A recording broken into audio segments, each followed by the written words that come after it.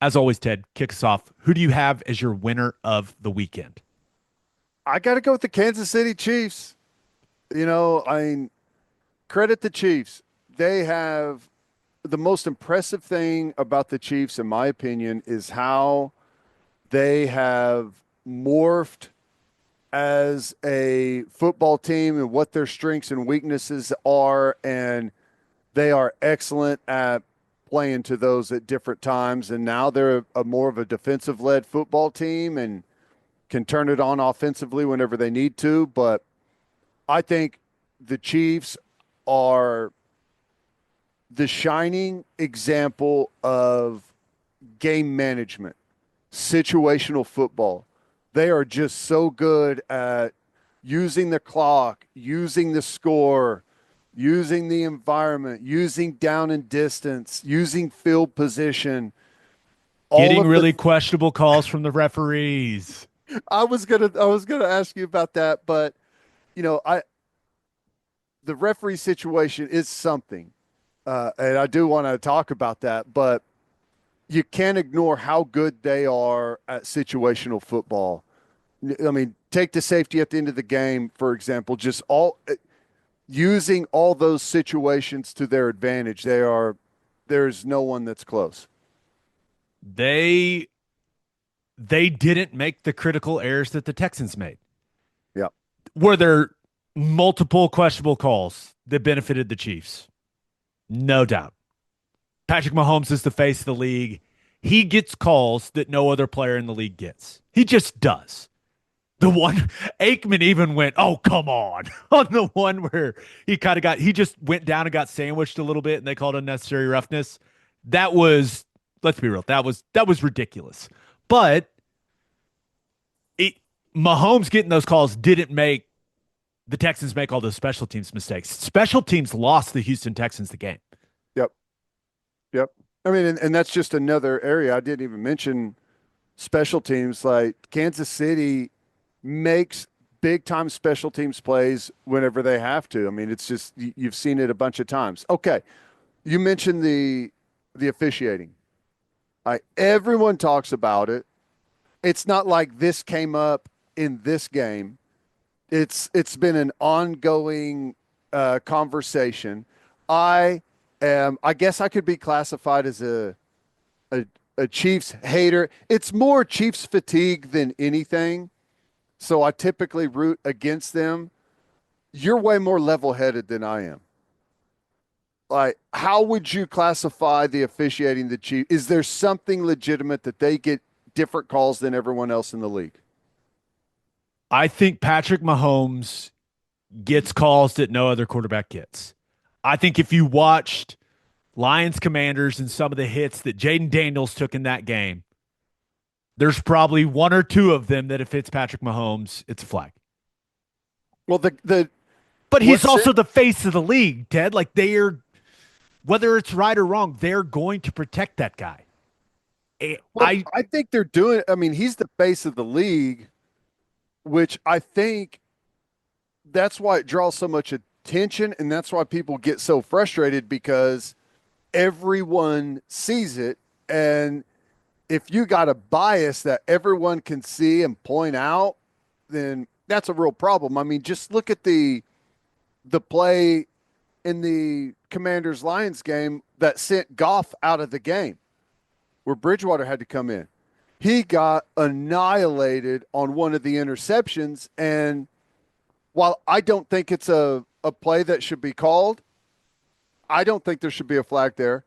But I don't think anyone would doubt that a flat if someone would have done that to Patrick Mahomes, it would have been called instantly. I cannot tell you you're wrong because I kind of feel the same way.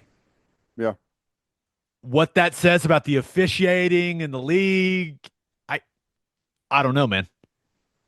But it would be great for the NFL if there were just no controversial roughing the passer calls in the AFC Championship game. If we can just avoid those, that would be great. If there's just not one or two, which seem to happen every game for them, if there's not one or two where you can point and go, come on, guys. I think that would go a long way in people relaxing with this talking point, but there's just no doubt. Some of those calls in the Chiefs Texans game, you're just going, really? I mean, Troy Aikman, even, I mean, and I love that Aikman he's starting to get up there in age and just says exactly what he thinks on the The giver broadcast. ripper for Aikman is gone. It's awesome. It's fantastic. I agree. But he literally audibly goes, "Oh, come on." Yeah, that's a guy that played the position, different era of the NFL, but he he wants to protect quarterbacks and everything. But that one was a bit ridiculous, and I love just how Aikman reacted on the broadcast. I thought that was hilarious.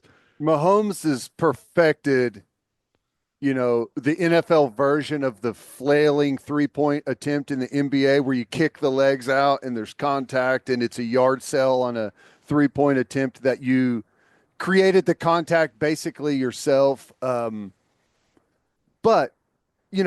here's the thing.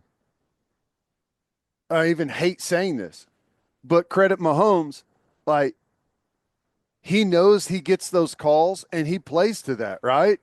He Wouldn't everything he you? does, there's no doubt.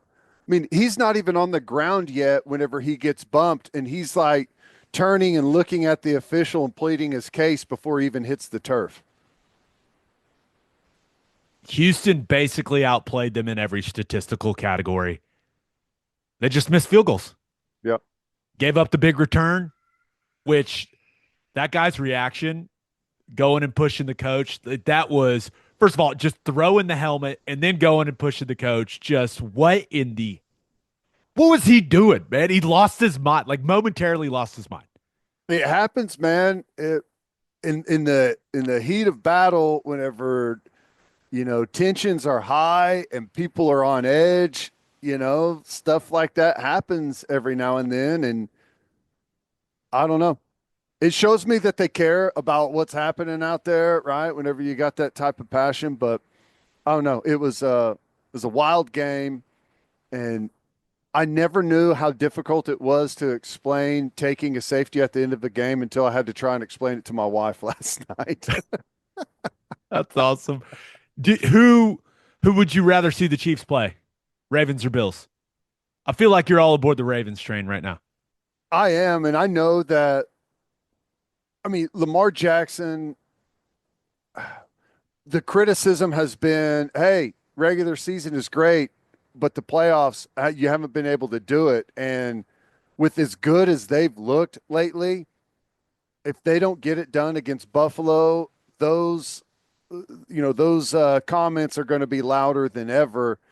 I just, between what they've got going in their running game, with both Derrick Henry and Lamar Jackson, and how good the passing game is and how good Lamar Jackson's playing. I mean, completing such a high percentage of his throws, and they don't have to throw the football a whole heck of a lot. And it's going to be cold. The last I looked yesterday, it was supposed to be like 18 degrees, and I know there's going to be a north wind. It's probably going to feel below zero at that game.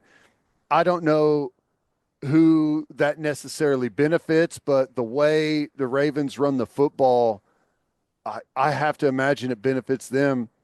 I think that would be the best matchup, but I think you got the three best quarterbacks in the NFL that are going to be facing off in the AFC Championship. Now, which one is it going to be? I don't know. I think the Ravens win. I think they're the better football team, but you do have to factor in the playoff stuff and, can they get it done when it matters? By the time most people listen to this, the matchup will be set. So Yeah. I like the Ravens also. Pains me to say. I will be cheering for the Bills, but Ravens seem to be playing some really good ball right now. This to And me, I think these, Mahomes versus Lamar, I think that's a really fun headline. yeah, oh, well, see, this is why I love the NFL playoffs because, like, when I think of NFL playoffs, like the best against the best, I just associate it with weather is a factor.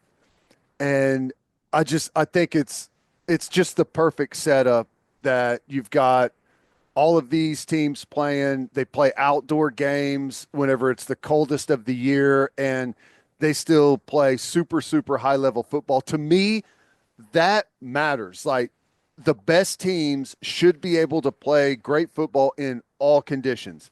And I know everyone, like the bettors and everyone, want to see games played in a dome in perfect conditions. I am the total opposite. That's why I love this time of year. You And that's why love I say, like college football, I want to see it played on campuses as long as possible. It just gives it a different feel. you love when they cut to people and the breath is just coming out of the helmet. The D line and the O line in their stances and just the steam coming out. It's beautiful, magical. Beautiful. Who do you have as your loser of the weekend? I mean, it's the Detroit Lions. Mm. Best regular season in the history of the franchise. Now, it wasn't perfect because they've sustained a bunch of injuries themselves, but marching right along. I mean, best season in franchise history. You're playing at home against a rookie. I mean, could you ask for anything else? Well, unless you knew that rookie was Jaden Daniels, maybe that's the piece of the equation that you're leaving out. But credit the Commanders, but and they won the football game. But my God, in the NFL, if you turn it over 5 times, you're not going to win football games. It's almost uh, like a credit to Detroit that it was as close as it was. I mean, they separated late, but I mean, that was a great football game going into the fourth quarter, and Detroit had just had critical turnover after turnover. The Jamison Williams interception, that was, I'm a massive fan of Ben Johnson and his offense and the creativity that he displays in his play calling. I was not a fan of that call at that moment in the game. Yeah. It's a got to have it drive, and you're taking the ball out of Jared Goff's hand and you're putting it in Jameson Williams' hand and allowing him to make the decision that he made, which was a bad one. Yep. But you turn it over 3 times in the first half and put yourself in a big hole. Like, it's against a good football team, man. It's hard to climb out of that hole.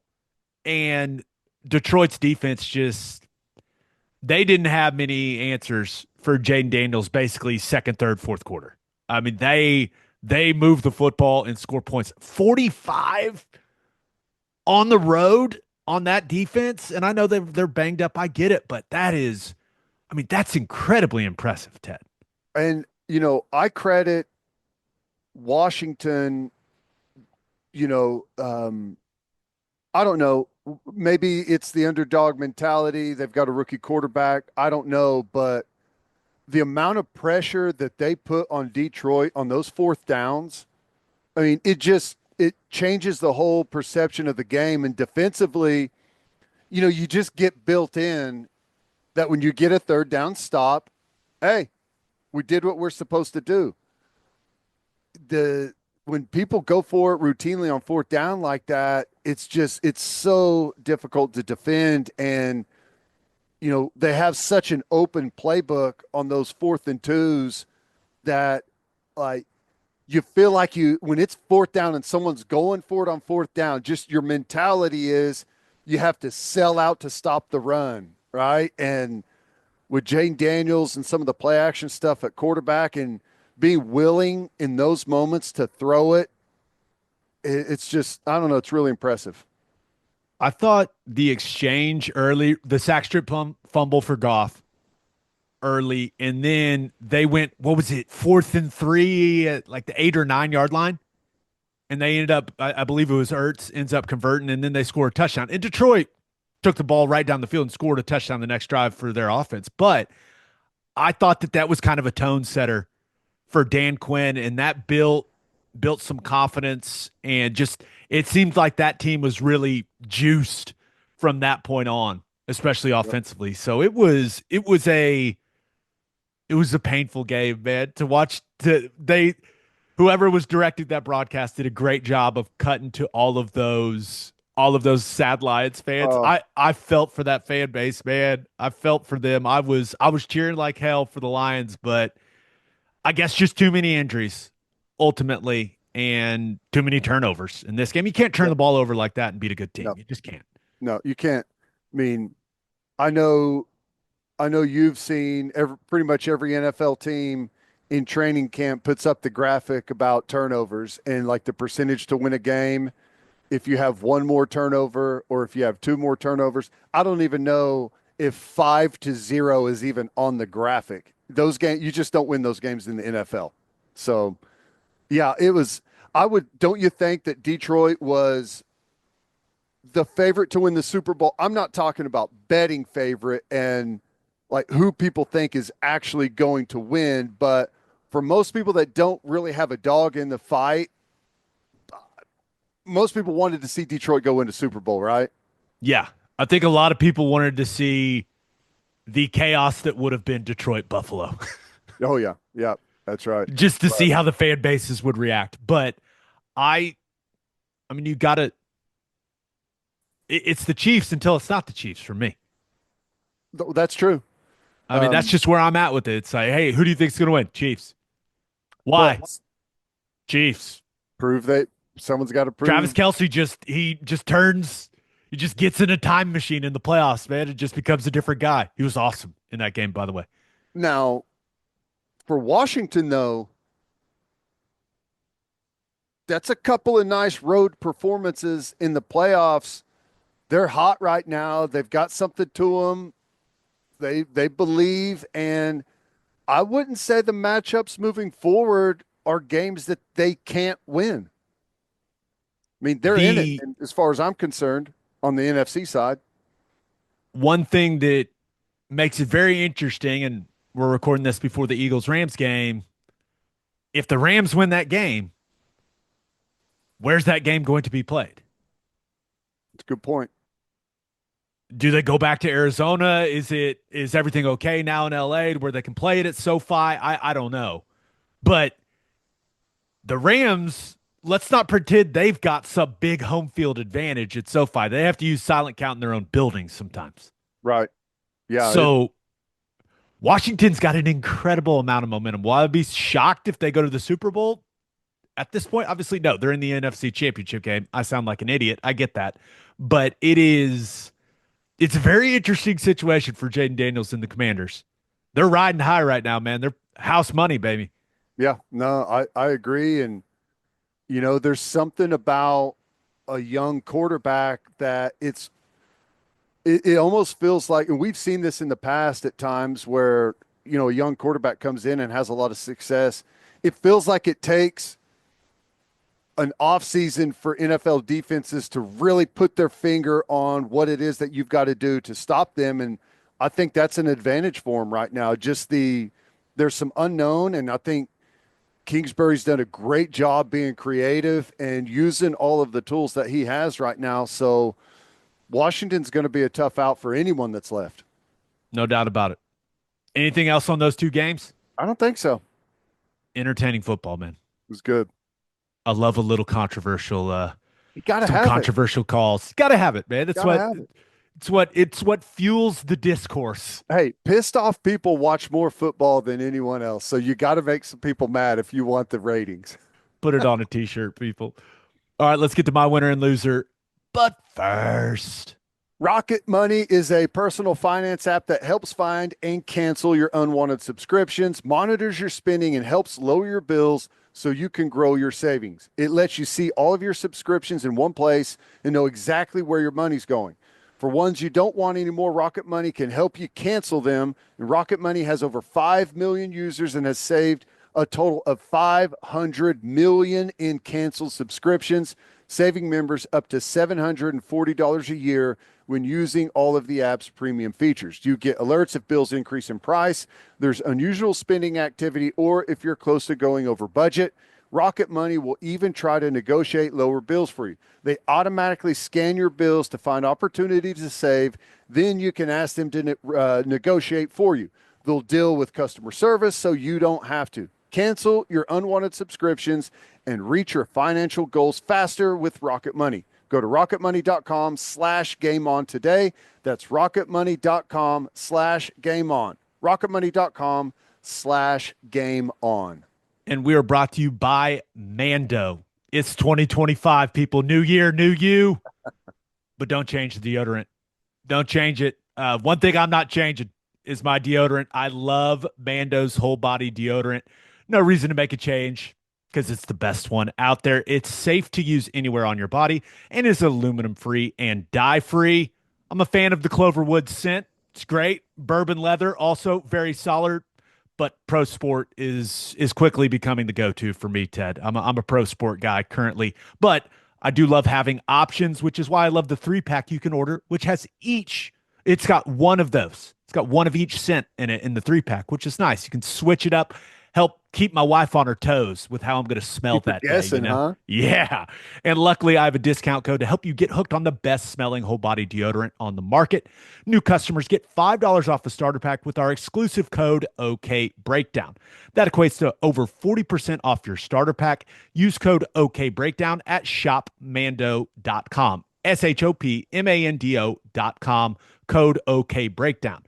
Please support our show and tell them we sent you. Smell fresher, stay drier, and boost your confidence from head to toe with Mando. My winner of the weekend. Thought about going with Shai Gilgeous-Alexander.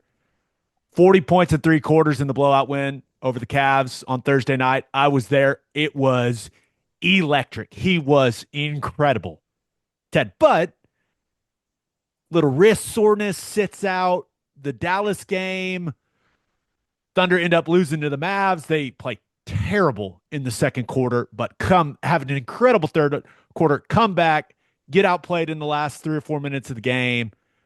And in a weird way, it kind of felt like it helped SGA's MVP candidacy even more with the way that they looked at points in time in that game without him. And I know the Mavs didn't have Luka, but it will be really cool if Shai Gilgeous-Alexander wins the MVP. And with how incredible he was against the Cavs and then how the Thunder looked at times without him against Dallas, I think it only bolstered his MVP candidacy. Am I crazy or does that make sense? Well, I don't know that that's specifically going to be what people point to if he wins it, is that 2-game stretch. But, I mean, he's leading the NBA right now in points per game, and it's getting very difficult to not say he's the best player.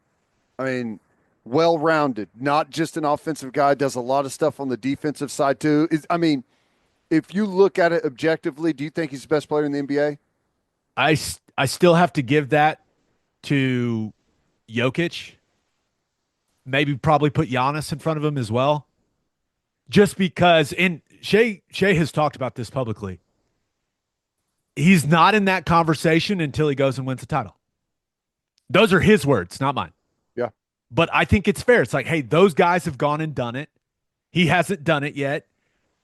There's no doubt he's one of the top 2, 3, 4, however you want to frame it in the league. There's no doubt he's probably going to be the league MVP this year, but you reach a different level when you go and win a title.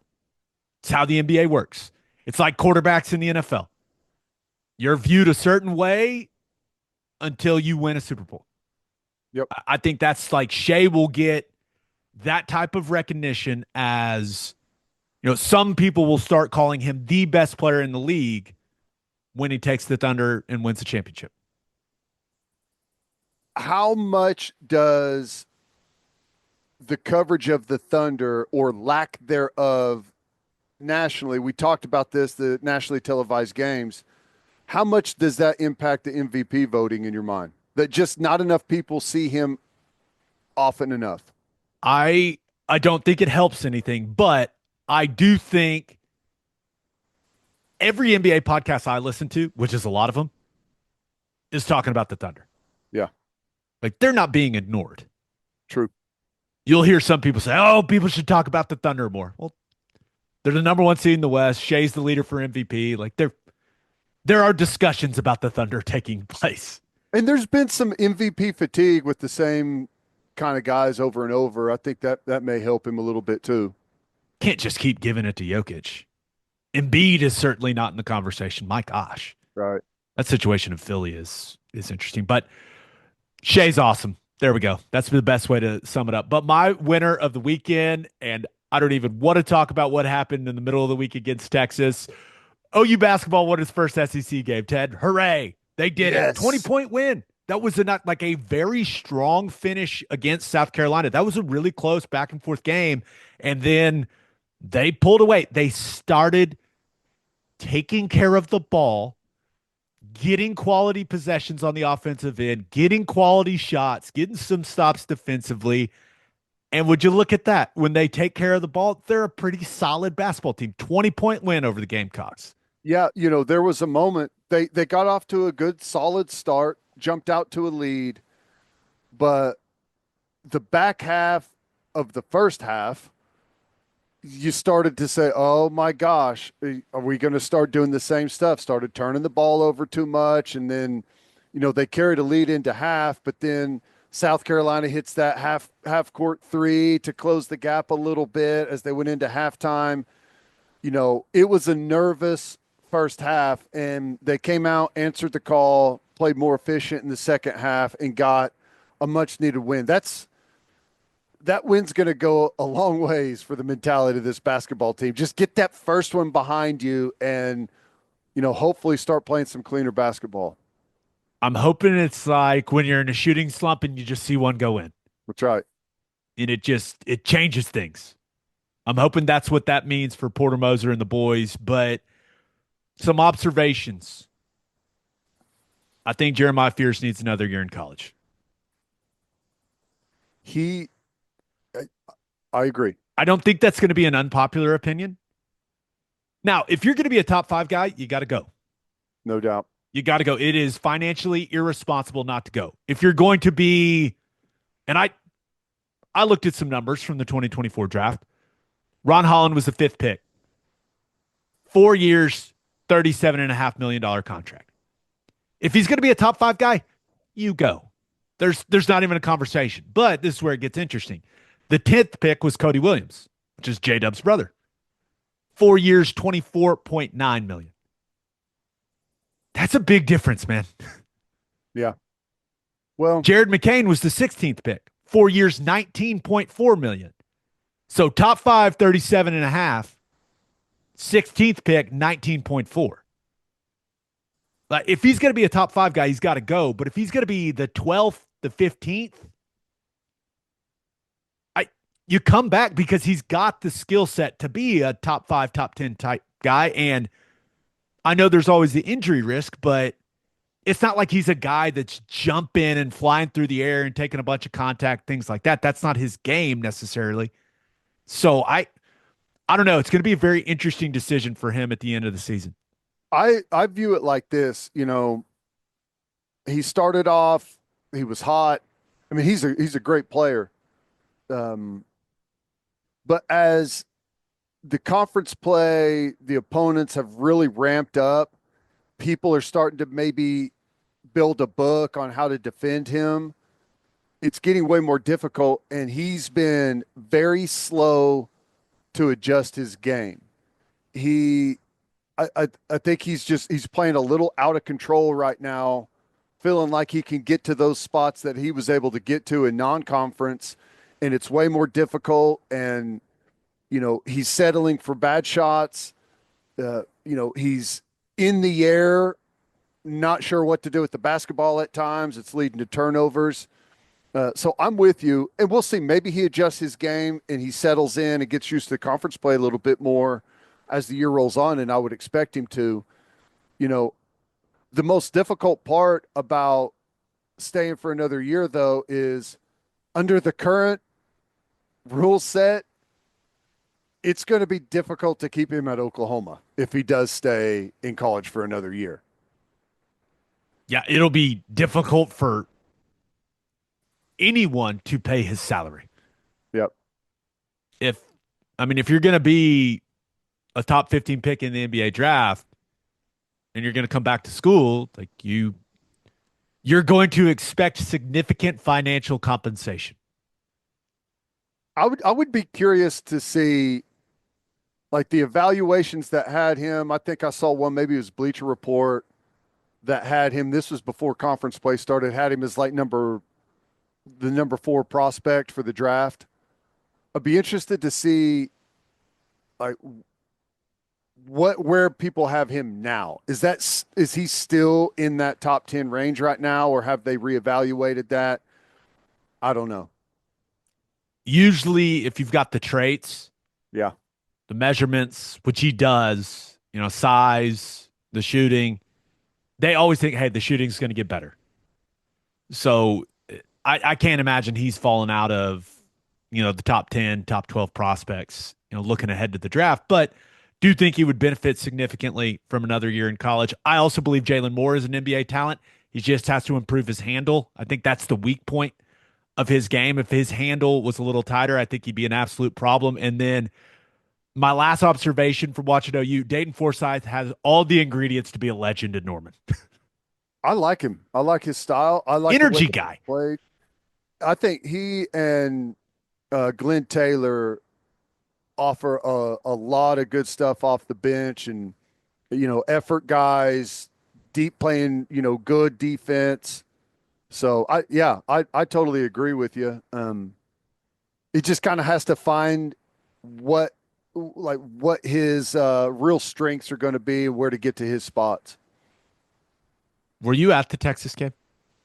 Yes, That first half made me real sad. it was not fun.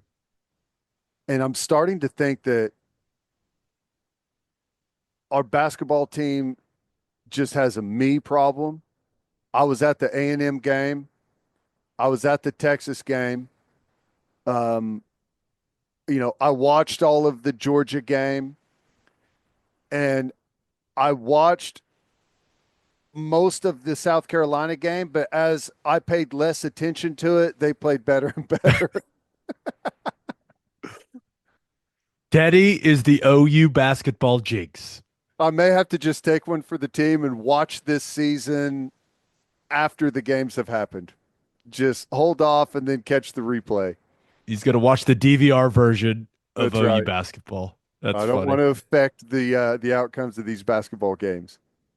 My loser of the weekend is the transfer portal a thing anymore? Because Xavier Lucas is at Miami when he was at Wisconsin. Didn't enter the portal, just unenrolled and enrolled in Miami. No portal necessary. You can do that. Did you see the NCAA statement about it? Yeah. Here's the statement right here. Quote, NCAA rules do not prevent a student athlete from unenrolling from an institution, enrolling at a new institution, and competing immediately. I don't even know what that means. Like, What the hell's the portal for then? if that's the NCAA's view on it, what have we been doing this whole time? That's a great question, Ted. I don't know. I mean, Is the is it portal just a way? unenrolling? Yeah, unenrolling at an institution and then enrolling in another one. That's a transfer. Quite literally the definition of one. So and according to Lucas's attorney, he wanted to put his name in the portal in December, but Wisconsin refused to put him in there because he had already signed an agreement regarding a revenue sharing set up there at Wisconsin and staying at Wisconsin. So to me, this feels like Wisconsin trying to be the first school to hold a guy to a contract that he signed. And the Big Ten, to their credit, I think, came out and backed Wisconsin and said, we completely support Wisconsin trying to hold this guy to his contract.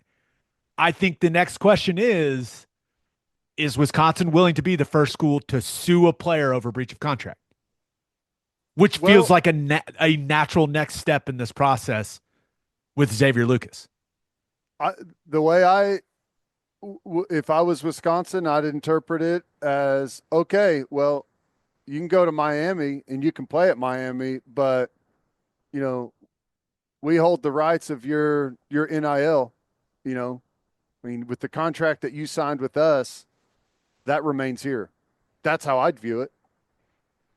Wisconsin came out and said they have proof that Miami tampered with them and that Lucas signed a binding 2-year NIL agreement and also had a deal with Wisconsin's collective. So this doesn't feel over to me. Yeah, in my opinion, if you're Wisconsin and if you're the Big Ten, you have to pursue this legally.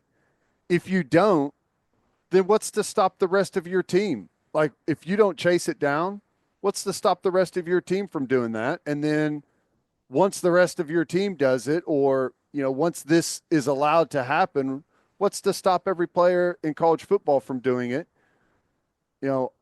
If they can prove Miami tampered, like, there has to be consequences. Like, going back to the house settlement stuff that we talked about, the thing that has me feeling the best about it, if that ever gets implemented, is the enforcement arm, quick, painful consequences for going outside the rules. And if Wisconsin can prove it and it's right there in black and white that he was tampered with, the NCAA has to do something. I don't know what the future of college football looks like. It feels like the House settlement is on very shaky ground, and all the planning that had gone into executing what that was going to look like may have been just a big waste of time. And maybe this is a controversial stance, but I think it would be great for college football if Wisconsin sues Xavier Lucas and wins. Yeah. Because if they sue him and win, then every player out there that tries to breach a contract that they've signed will probably think twice about doing something like this. Now, there's an antitrust component to this. I'm not a lawyer. I don't know. Maybe he wins. Maybe Lucas wins quickly in a court case about this. But if you just talk about what would be best for college football and to calm down this chaos, guys still get to make their money. But just like in every other walk of life, in every other occupation, you are held to the contract you sign. I totally agree. There's nothing wrong with saying that, right? Like, that doesn't make me anti-player. Hey, you sign a deal. You're a grown-up, man. You sign a deal, you sign a contract, you're held to the contract. I don't think there's anything wrong with that. That seems like common sense to me. Well, if players feel like they can just walk on a contract at any time and leave a university at any time, I'm anti-player. I don't have a problem saying that. I don't think it's right. It has to be reined in. And if you're Wisconsin, like, I would consider it a win for college football. I don't even know that they necessarily have to win the lawsuit. I mean, just make him pay the legal fees. Yeah, that's what I'm talking about. Okay, you want to go the legal route? We'll draw this thing out and stack up those law fees for as long as possible. And while it's in litigation, I don't know what that means. Does that mean that he's on hold and he can't compete until the case works its way out? I don't know, but not only would I strongly consider it, that's exactly what I would do very strongly moving forward until things change. Like, that would be the route I take until, there's any type of clarification moving forward. Instantly, breach of contract, litigate. I did And think I hate it was that that's where we are. I have read way too many court documents. I'm tired of it. Can we just get a structure in place so I don't have to try to keep up with all this stuff anymore? That's kind of where I'm at. But I I did think it was funny the NCAA did come out and remind everyone that athletes cannot compete for two different schools in the same season. Yeah. Well, I don't know. Which, at this point, I will not be shocked if someone challenges that rule as well. I'll say this. OU really could have used some mid-season wide receiver transfers. No doubt. Well, That would have been helpful.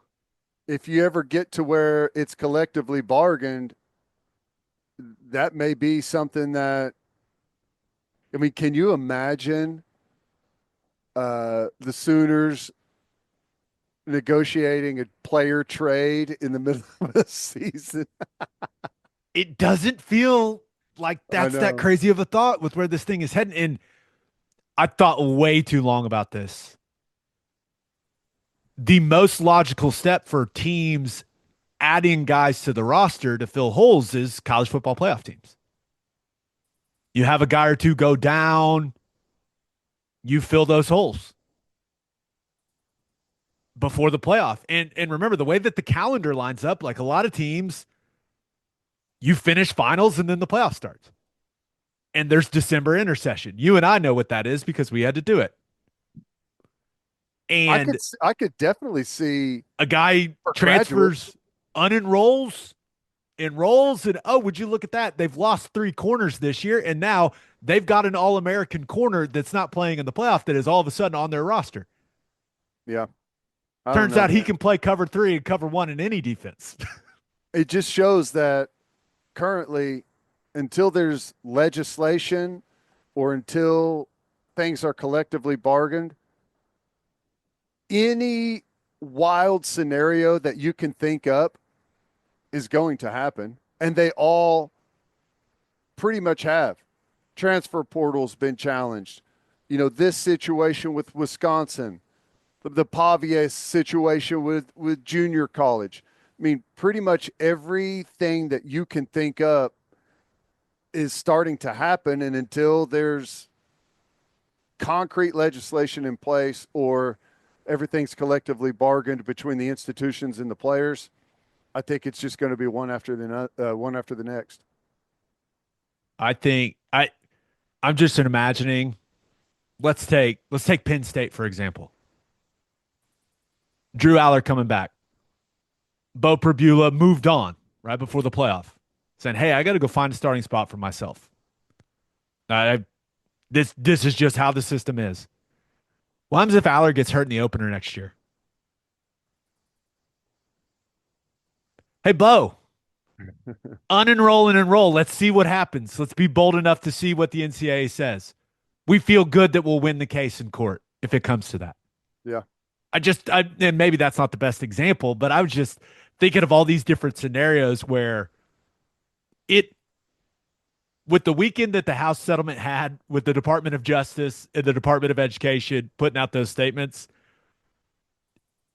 I hate to say it, but it feels like this thing is only going to get more chaotic, Yeah. which I And hate, but it is what it it's is. like even better is, you know, a player enters the transfer portal in the early window, and I know they're trying to move it, but how financially, how important is it to us to learn our opponent's offense from their backup quarterback that we pick up in the transfer portal? How much is that worth to us financially?